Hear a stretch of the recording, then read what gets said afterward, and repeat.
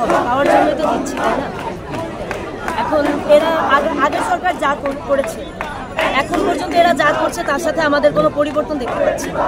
আমাদের ক্যাম্পাস হবার কাজ আমরা অনেক আগে থেকে ক্যাম্পাস হচ্ছে হবে এই হবে সেই হবে করেই যাচ্ছে, হচ্ছে না, হয় নাই।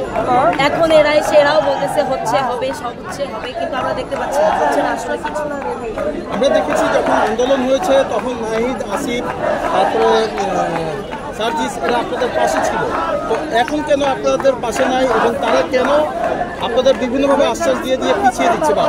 এখন তারা কেন পাশে নাই এটার উপর তো তারাই দিবে বেসিক্যালি, আর দিচ্ছে তো মূলা, এখন কি করতে পারে? এখন এই জন্য এখানে এসে বসে এই মূলায় কতদিন ঝুলিয়ে রাখবে মনে করছে? এখন তারা যেভাবে চলতেছে তারা তো এই মূলা অনন্তকাল ঝোলার মতো অবস্থা, সেটা যেন না হয় সেজন্যই আমাদের এই অবস্থা।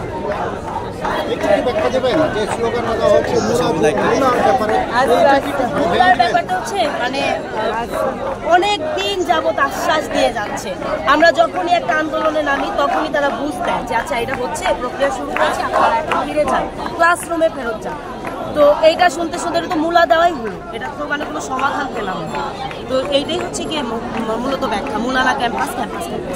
তাহলে আপনাদের এই আন্দোলন কি ব্যর্থ হচ্ছে আমি মনে করবো? ব্যর্থ এখনো তো হয় নাই, আর এটা হবেও না, হতে তো দিব না। কিন্তু এর আগে তো আপনারা আন্দোলন করেছেন, তার ফলটা কি? আগের ফলটা বলেন। আগের ফলটা কি হিসাবে হচ্ছে তারা মোটামুটি কনসার্ন যে আচ্ছা মাথায় তো আছে, এরা তো তার আগে তো মাথায়ও ছিল না এরা তো একটা কথা বলে ভুলে যায়।